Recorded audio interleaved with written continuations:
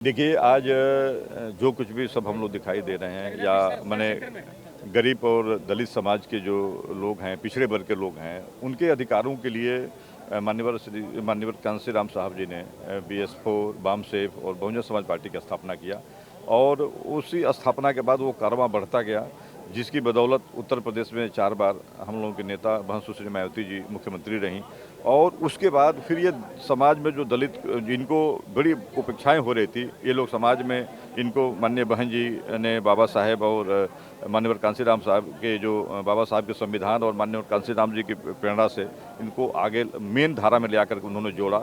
और लेकिन लगातार चूँकि हम कभी दिल्ली की सरकार में नहीं रहे, इसलिए अभी बहुत सारी चीज़ें मतलब अभी रह गई है इन लोगों को करने के लिए। तो हम लोग इनके आदर्शों पे चल के जो समाज में दबे कुचले लोग हैं, जो आज भी अपने हक की लड़ाई लड़ रहे हैं, उनके लिए हम लोग बाबा इनकी मान्यवर साहब की प्रेरणा से आगे बढ़ रहे हैं। उत्तर प्रदेश में जो नवरात्र आने वाला है उसमें योगी सरकार पूजा पाठ, रामचरित मानस, दुर्गा सप्तशती पाठ कराएगी। 1 लाख रुपये अनुदान। मुझे लगता है कि ये कोई मुद्दा नहीं होना चाहिए। अगर वो मेरा केवल ये मानना है कि वो दे रहे हैं तो एक जिला में 1 लाख रुपये से कितने मंदिरों पे इस तरह से व्यवस्था कर पाएँ। मुझे लगता है कि ये राशि और बढ़ानी चाहिए।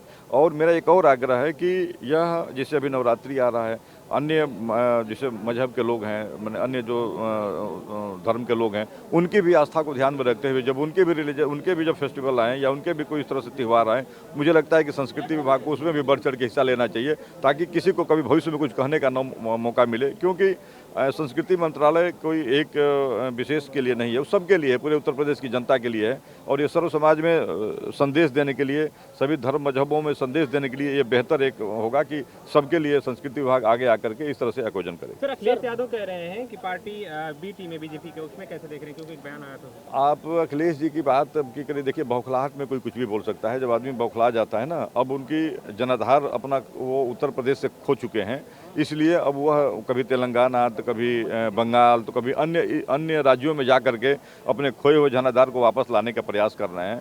बहुजन समाज पार्टी भारतीय जनता पार्टी की बी टीम नहीं है, बल्कि समाजवादी पार्टी भारतीय जनता पार्टी की बी टीम है। आप समाजवादी पार्टी के देख लीजिए, स्वामी प्रसाद मौर्य जी अनर्गल बयान दे रहे हैं और उनकी बेटी आज भी भारतीय जनता पार्टी के सांसद हैं। आदरणीय अखिलेश जी, आप बताइए 6 सालों में इनके किस कामों की भारतीय जनता पार्टी ने जांच कराई? कौन जांच करा के? उस समय तो भारतीय जनता पार्टी का था कि हम तुरंत जांच करा के जेल भेजेंगे सबको, कोई कुछ नहीं। तो ये सब मिले हुए लोग हैं। केवल इसलिए एक हवा फैलाया जा रहा है कि माइनॉरिटी बहुजन समाज पार्टी के पास न शिफ्ट होने पाए। इस लोकसभा का चुनाव आ रहा है, ये सब सारी बातों को ध्यान रख करके भारतीय जनता पार्टी ने ही अखिलेश जी को आगे किया है कि आप इस तरह से मैसेज दो, नहीं तो अगर माइनॉरिटी अगर बहुजन समाज पार्टी के पास गई तो फिर बहुजन समाज पार्टी से लड़ पाना बड़ा मुश्किल होगा। इसलिए अखिलेश जी ऐसी हवा उड़ा रहे हैं।